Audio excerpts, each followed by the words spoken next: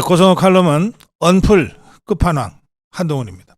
언플은 언론 플레이를 줄여서 언플이라고 합니다. 요새 하도 언론 플레이가 많아가지고 이제 신조어가 생겼어요. 언플이라고 하는.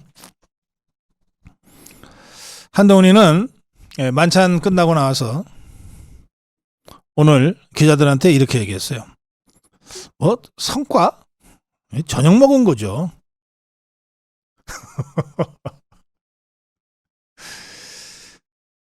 예, 이런 말이 있어요. 식구라는 말 아시죠? 식구. 밥을 같이 먹는다는 뜻입니다. 예, 우리 한민족에게 워낙 가난했던 시절이 길어서 그랬는지, 그건 사실은 뭐 서양도 마찬가지입니다. 밥 한 끼 걱정 안 하고 먹게 된 게 뭐 불과 몇십 년도 안 돼요. 그래서 다들 한솥밥에 밥을 같이 먹는 거가 그렇게 의미가 컸어요.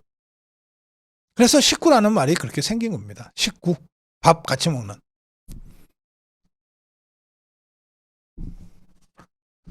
정치인들이나 또는 뭐 우리 일반 사람들도 대면 하면 밥 같이 안 먹죠. 차 한 잔 마시고 말죠. 근데 정말 깊은 인간관계로 가려면 밥을 먹죠. 양갓집에서 상견례 할 때도 차 마시면서 안 하잖아요. 밥을 먹으면서 하지. 밥을 한 끼 먹으면 같은 식구가 되는 겁니다. 그 이자는 식사의 의미가 뭔지 몰라요. 대통령이 일부러 시간 내서 한동훈이가 좋아한다는 소고기, 돼지고기까지 다 준비해가지고 그렇게 조명까지 밝혀가면서 이렇게 준비를 한 대통령의 마음을 이사가 단 요만큼도 이해를 못해요. 그냥 밥 한 끼 먹었는데 뭐 성과가 뭐. 이런 자는 한 일주일 굶겨놔야 될 것 같아. 밥이 얼마나 소중한지. 한동훈이가 이 모양이니까 그 똘마니들도 똑같아. 김정혁이 이자 밥만 먹으려고 만난 건 아닌데 왜 밥에 시비를 걸어 이것들아. 잘 먹어놓고. 그러면서 김정혁이는 이런 말을 해요. 한동훈이가 한 25분쯤 일찍 도착해서 기다렸다는 거예요. 그러면 지가 대통령보다 늦게 가야 돼? 아니 25분 30분 먼저 가서 기다리는 건 그냥 기본 의전이에요. 그러니까 한동훈이만 일찍 갔어요? 다 일찍 가서 기다렸지. 미리 자기 자리 확인하고.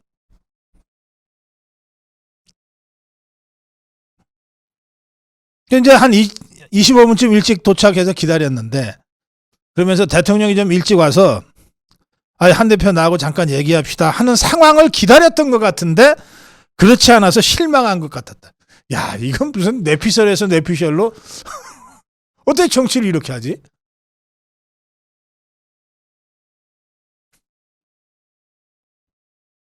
그러면서 이 김정혁이가 이렇게 주장합니다. 대통령이 여당 대표를 만나는 것은 무슨 시혜가 아니고 의무와 책무다 그랬어요. 이 대통령 못 해먹겠네. 별 허접한 것들이 다 의문이 책무니 하면서 나 안 만나주면 책무를 안 하는 거야. 지금 이런 얘기 아닙니까? 여당 대표의 책무는 대통령 중심으로 범여권이 똘똘 뭉쳐서 정부를 성공시키는 거예요. 언론 플레이 하면서 대통령 우회적으로 압박이나 하고 이런 게 아니고 처음부터 끝까지 자기한테 불리하건 유리하건 대통령을 우선 성공시키고 정권을 재창출하기 위해서 범여권이 대통령 중심으로, 한동훈 중심이 아니라 윤석열 대통령 중심으로 똘똘 뭉치게 하는 것이 집권당 대표인 한동훈의 가장 1차적인 책무예요. 이자가 지 책무는 요만큼이라도 제대로 하고 있습니까? 어디다 대고 대통령 책무라는 소리를 써. 하여튼 건방에 하늘을 찌르러요. 한동훈이들, 똘마니들 말이지.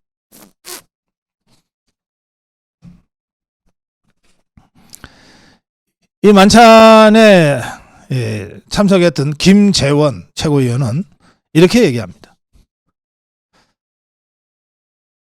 아니, 한동훈이 대통령 마주보고 얼마든지 뭐 의료개혁이 됐건 뭐 아니면은 저 독대를 한번 시간을 주십시오라고 했던 얘기할 수 있는 기회가 얼마든지 있었다. 누가 한동훈이한테 말 못하게 막았냐. 그냥 한동훈이가 대통령이랑 마주 앉았는데 그냥 얘기하면 되는 자리였다.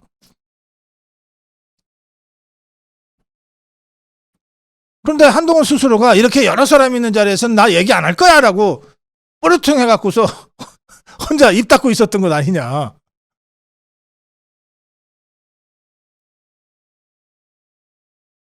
그리고 한동훈이가 아니 내가 대통령한테 당대표가 대통령한테 독대 요청한 게 보도되면 안 되는 사실이냐라고 반문했는데 기자들한테 보도되면 안 되지. 아니 뭘 이런 걸 물어봐. 보도되면 안 돼. 대통령 동선이 먼저 그렇게 언론 플레이를 통해서 대통령실을 통해서가 아니라 당대표 입을 통해서 당대표 측근들을 통해서 언론에 나가는 게 될 법이나 한 얘기예요? 당연히 안 되지. 이걸 몰라서 물어봐? 아 근데 보니까 진짜 몰라서 물어보는 것 같아.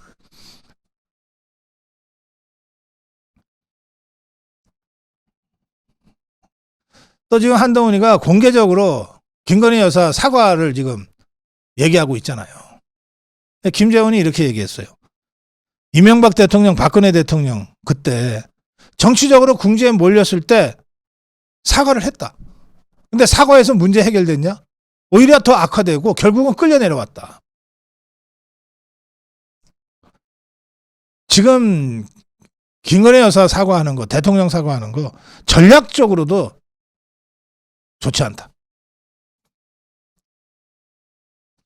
자, 하여튼 이렇게 해서 만찬이 끝났어요.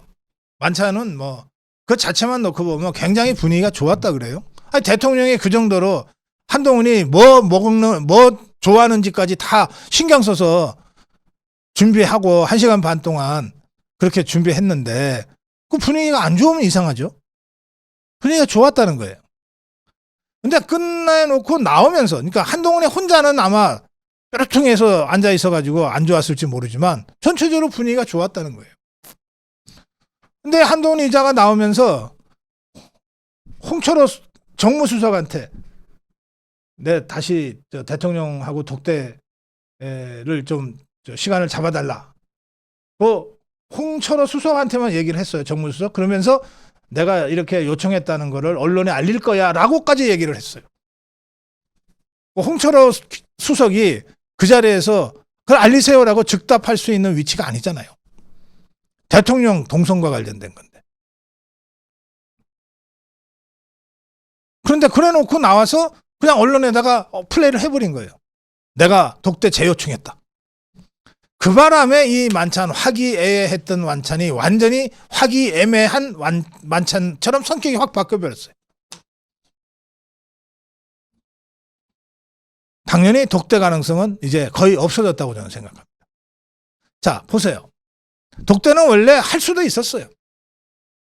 있었는데 한동훈이가 언론 플레이를 하는 바람에 없어진 거 아니에요. 그러면 재요청을 하는데 이 재요청까지 언론 플레이를 했는데 이걸 어떻게 독대를 합니까? 절대 해서는 안 되지, 이제는. 절대 해서는 안 되지.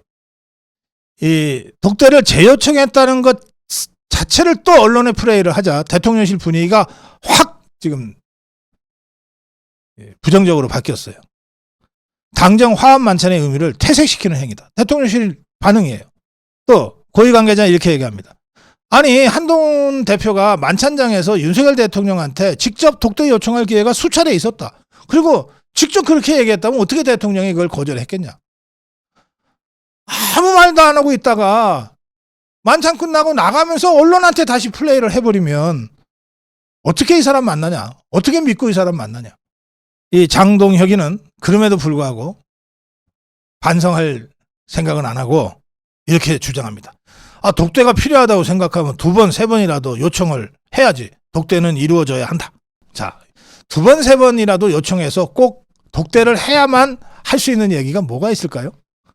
한동훈이가 국정원장이라면 아, 이거 대북관계 중요한 기밀 보고니까 독대해야 될 라고 생각할지 모르죠. 한동훈이가 지금 당대표인데 다른 사람이 들으면 안 될 무슨 대단한 얘기거리가 있겠어요.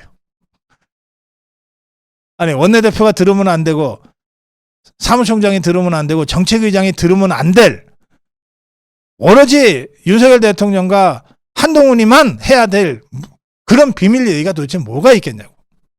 또 정말로 그런 게 있다 그러면 정말로 그게 있다 그러면 전화를 해도 돼요. 또 비공개로 요청을 해야지.